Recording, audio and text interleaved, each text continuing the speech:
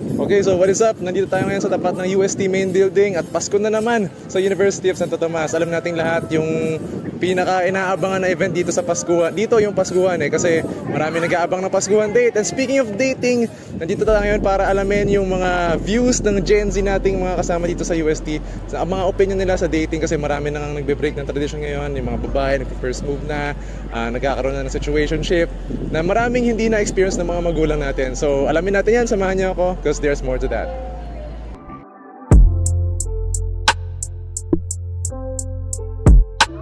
Okay, so ang unang tanong natin, naniniwala ka pa ba kayo sa ligaw? Ako, oo. Bakit? Kasi syempre parang yun yung gusto ng girls. Kasi syempre parang yun yung first step para make mo feel special yung girl. Ikaw, same din sa sagot niya. I agree. Yes, I feel like meron pa namang ligaw right now. How about you? Yes.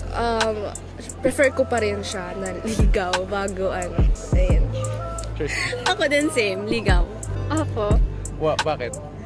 Feel ko po yung ligaw stage, doon po mapuprove sa babae na kaya po ng lalaki matrato ng maayos. From a guy's perspective?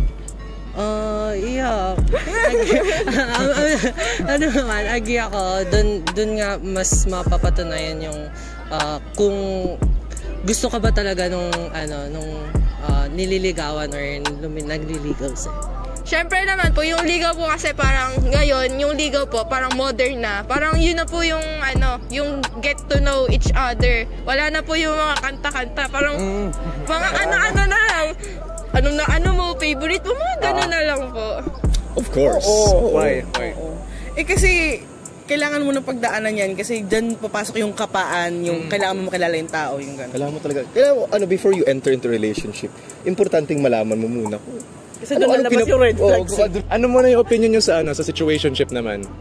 Mahirap. Masakit. Bakit? Very not recommended. heartbreaking. Your statement, please. Not recommended daw. Ako din, hindi ko marirecommend. Bakit? Mahirap yan sa dulo. Masakit? I feel like it's a popular term because it's a popular thing going on right now. So, yeah, definitely there's a lot. And then. Pero how do you view situationship? How do I view it? Parang normal thing na lang siya kasi people nowadays tend to not commit entirely muna. Parang they're taking things slow. So parang gets ko yung point ng situationship. How about you?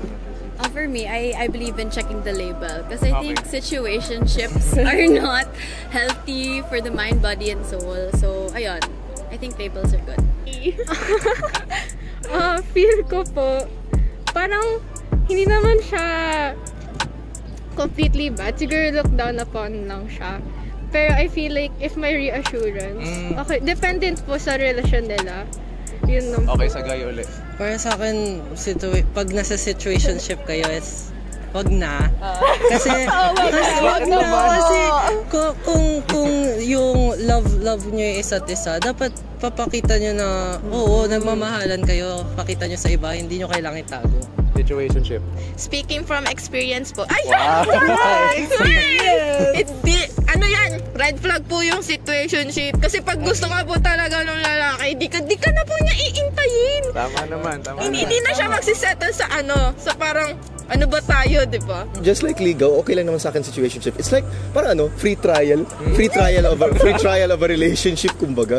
Kasi kung wala kang free trial, example, if wala kang free date, if wala kang free trial, how will you know what the actual relationship will be kasi like? dyan mo malalaman sa situationship kung magaling lang ba siya sa umpisa. Okay. May nagsabi sa amin kanina, masakit daw Anong take nyo doon? Kung may attachment issues katulad ko, masakit. Okay. So, ano naman, kapag first time yung magde-date, like hindi pa kayo, or let's say kayo na, dapat ba si guy yung sasagot ng bill or split? Depende kung sino nag-aya. Gano'n. Depende kung sino nag-aya kasi ikaw yung gugulo dun sa time niya. I feel like depende sa nag-aya. Yeah. Okay, ikaw? Depende rin sa nag-aya. Pero minsan kasi nakakahiya rin. So, nag-initiate pa rin ako mag-split. Okay. I think then kung sino yung nag-aya and it's good then to offer din. Na mag-split? Yes. Okay. Feel ko po split kasi parehas po kayo nag-decide na first date yun. Yung lang naman po. Okay, Same. Sorry, Split dapat. Split. Yes. Dahil yung mga lalaki po laging mali. Dapat lalaki, charot! Hindi, syempre split po. Parang parang first nyo pa lang naman po eh. So hindi depende kung sino nagaya. Opo, hindi. Kung first date, I think split. Pero kapag tumagal na, kung sino nagaya, syempre. Split. Regardless kung sino nagaya yung date. Split. It's supposed to be a split. One green flag and one red flag sa dating. Ay, wait. Green flag siguro first is syempre gentleman yung pagbubuksan ka ng pinto or yung acts of kapag habang service. naglalakad, dito ka, ganon. So red flag Sidewalk siguro yung only. narcissist. Okay, nice.